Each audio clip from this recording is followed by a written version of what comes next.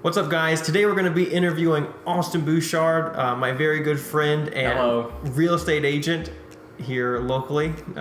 We hang out a lot, and I thought I'd bring him on and do an interview, kind of just ask him some questions, see how he got into the business, see how he's doing, what he thinks about the market as it is right now, and how you might be able to do the same, get some insight on real estate as it stands right now and the life of a real estate agent and all that good stuff. So we're going to just do a quick interview here and have some awesome value for you.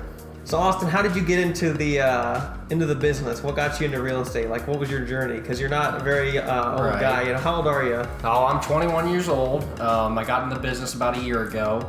And I actually joined because my stepdad, he's a realtor. Mm-hmm. Before he was a realtor, he was a mortgage broker, and so he did loans with. I went up to his office all the time, and I kind of been in and out of it. Listened to him working, doing deals, that sort of thing, and then this was my. I went to college for 2 years after high school. I was studying computer science, and then after my second year, I was kind of because COVID hit, and I was kind of up in the air about what I wanted to do for school. I was kind of already contemplating dropping out, but then. Had some family pushing me to go to school. I ended up going back in the fall of 2020, and halfway through the semester, I just decided this isn't for me. This isn't what I want to do, and I dropped out and started doing real estate full time. I got my license over the summer, and I was kind of doing it part time during school. Mm-hmm. And once I dropped out, I moved back home and just started working with my stepdad and.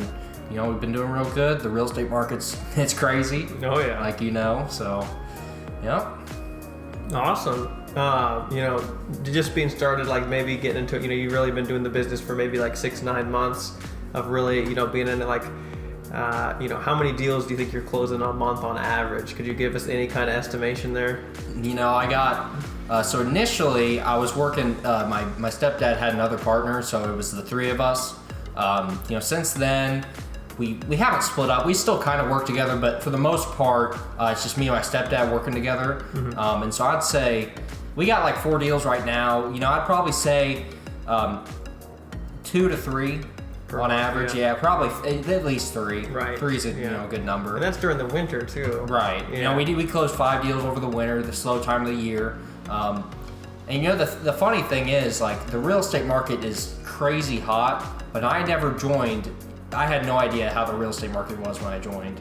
I just kind of jumped in. It just so happens to be like the craziest market ever. But, right. It's just how the cookie crumbles. So how is it right now? Like, trying to buy or sell a house. Like, what is the environment? Could you give us the experience for both sides of people right now?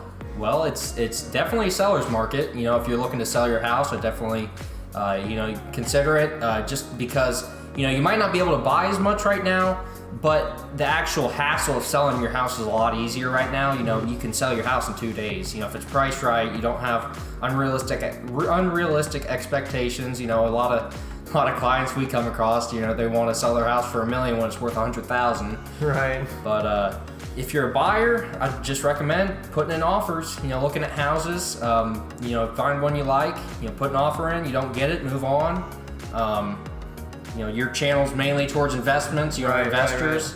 Right. It's tough. I'd recommend trying to find, if you can, you network with realtors, network with your buddy down the street, network with everybody you can. Find somebody that owns properties. Find somebody that wants to sell. If you can find something off market, it's a gold mine. You don't have any competition. You can get a lot better deal. That's the best bet, right now, if you can find something. Yeah, and I'll tell you with my own experience, because I've been putting on offers on a few houses, and a lot of houses in the Midwest here, $200,000 house is kind of, 3-bed, 2-bath is kind of your ideal rental house, and they're going for like 30,000-40,000 above asking sometimes. It's just, the numbers just don't work for an investor right now, so you really need to go and find, probably it's going to have to be an off-market deal for you to get any kind of good deal, because there's just so much competition right now. Even from other investors, I've seen multifamily properties just going for way over what they're really worth, just because there's just a lot of demand right now, because there's really nowhere else to park your money. So is that kind of what you're seeing? Yeah, it's all low interest rates. Once we see Interest rates are starting to jump up a little bit. They've probably jumped up maybe quarter, 3/8 of a point. Well, they just actually fell back down. Oh, they fell back Yeah, down? yeah. How much? I don't know exactly, but they're like at the lowest, like what they were back in like February and January. Right. So, I mean, it's all very negligible. You kind of have to consider the reason the market's so hot is because back in whenever the market crashed, the stock market and the beginning of COVID, the Fed decided to lower interest rates. They were buying all sorts of bonds, artificially stimulating low interest rates. And ever since then, they've kept them low. They plan to keep them low. And so, until we see interest rates really bump, we're not going to see a big slowdown in the market. Right. You kind of figure, this is just a rule of thumb, but I kind of figure about 1% interest rate gives you about $20,000 to $25,000 in buying power. Depending on the price point, obviously. Mm-hmm. But that's, in my market, that's kind of my rule of thumb. You can say 1% on the interest rates, dictates about 10% to the purchase price. Okay. That's another good rule of thumb. Okay. That's where we're at. All right. So Austin, how's like the lifestyle of a real estate agent, or like what are you doing on a day-to-day basis? Like how is it if somebody wanted to get into it, like what would they be doing typically most of the time? And like how have you found success very early on in the pursuit? Right. So the biggest thing I would tell somebody looking to get into real estate is find a mentor. Find somebody that's willing to help you out. If you just walk into a brokerage, maybe you have some family connection that they work there, or any sort of connection to a real estate brokerage, just walk in there, tell them you want to be a realtor, and they'll be able to help you out. Just try to connect. You'll kind of be able to gauge on who's more knowledgeable and who can help. I was fortunate enough that my partner and stepdad, he had connections, and so I actually met with, he's our team lead, and he's been super helpful with any questions I get. And starting off, don't be afraid to take a little bit of a pay cut. I mean, it's a learning period. Right. And there are companies that take a lot higher splits than where I'm at. I'm at an 85-15 split, which isn't, it's nothing. That's really the pretty top standard split. I mean, that's pretty much the top of the pyramid. Okay. I mean, you can get 100% splits, but you're also paying transaction fees, and you're paying, I know EXPs, I've heard really good things about them. I'm with Chartwell. Is that a brokerage then, EXP? Yeah, that's a brokerage kind of across the country right now. Their big thing is getting rid of the brick and mortar, like the office. Like offices, yeah. So Austin, if a guy wanted to go out and start like looking for properties to buy, like how would you recommend they go about it? From your experience as a real estate agent. Well, like I said, become real good friends with the realtor. Yeah. When you're on the buy side, you don't pay a realtor anything. The seller pays the realtor's commission. So I guess you could say indirectly we're getting paid by the buyer. I would argue that the lender's really paying for it because you're financing it. I wouldn't get pre-approved before you go to a realtor. A lot of realtors are going to have lenders that they prefer. And if you can get on a realtor's good side, they're more likely to send you deals that maybe they find off market. You'll have a preferential treatment. So go to them first. Ask them which lender to get approved with. I wouldn't recommend an out-of-town lender, Quicken Loans, that sort of thing. Listing agents are just less likely to accept an offer if you send them something that's you get a pre-approval from like Quicken Loans or something. Why is that? Quicken, what they do is they will issue as many pre-approvals as they can. Right. And I mean, they just take whatever you enter on their website as gospel, and they'll run with it. And so maybe the buyer isn't truly qualified, and they still have a pre-approval letter. Gotcha. And it's just it's a lot nicer to have somebody in town that you can talk to and go yell at if you have problems. Sure. But just get with a realtor, get pre-approved, start looking for deals, get on his good side. Talk to all your friends, network. One thing I would say is don't be afraid. Now obviously I'm biased, I'm a realtor, but don't be afraid to pay a realtor to help you out.